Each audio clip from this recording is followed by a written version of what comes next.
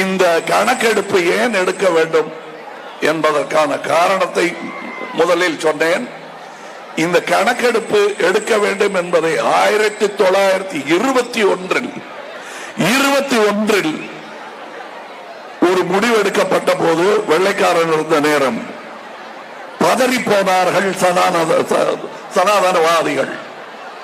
அதற்கு பிறகு 1979 மண்டல் கமிஷன் அமைக்க வேண்டும், சாதிவாரி கணக்கெடுப்பு எடுக்க வேண்டும் என்று சொன்ன பொழுது இப்பொழுது பாஜக என்றிருக்கும் கட்சி அப்பொழுது இல்லை.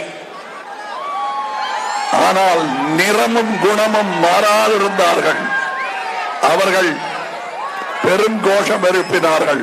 அதற்கு பிறகு விபி சிங் அந்த கமிஷனை அமல்படுத்த முற்படும் போது பாஜக செய்த ரகளையை நாம் இன்னும் மறந்த பாடில்லை.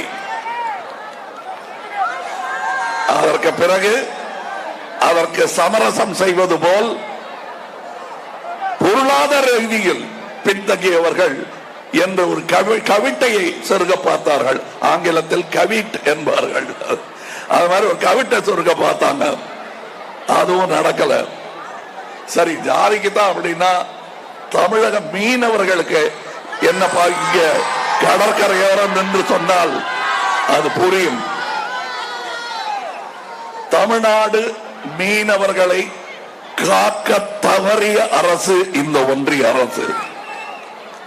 10 ஆண்டுகள் ஆட்சியில் இருந்தும் எப்பொழுதும் இல்லாத மாதிரியான நம் கடலோடிகள் கைதாவதும் அவர்கள் படகுகள் கைப்பற்றப்படுவதும் பிறகு ஏலம் விடுபடுவதும் அவர்கள் சிறையில் எடுக்கப்படுவதும் என்றும் இல்லாத அளவுக்கு இன்று கூடிக்கொண்டிருக்கிறது.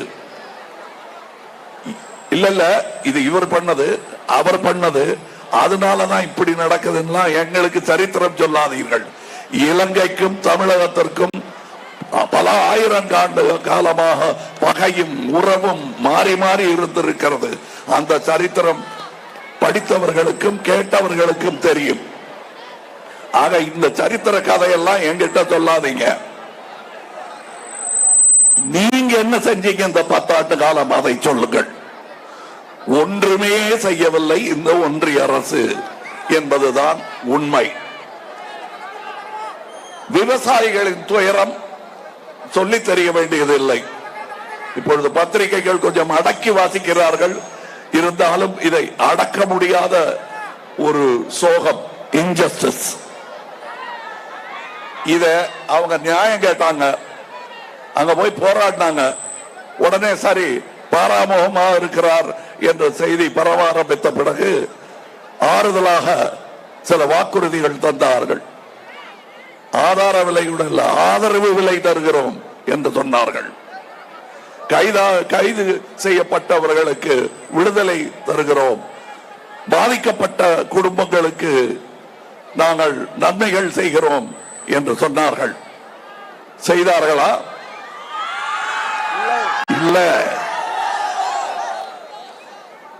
ஆனால் செய்யவில்லையே என்று இதுபோல் கோஷம் எழுப்பிக் கொண்டு மீண்டும் போனவர்களுக்கு ட்ரோன் மூலம் கண்ணீர் புகை குண்டு வீசுவதும் ஆணிப்படுக்கை போட்டு வைப்பதும் ஒரு எதிரிக்கு கொடுக்கும் வரவேற்பை எல்லாம் நம் விவசாயிகளுக்கு கொடுத்தார்கள்.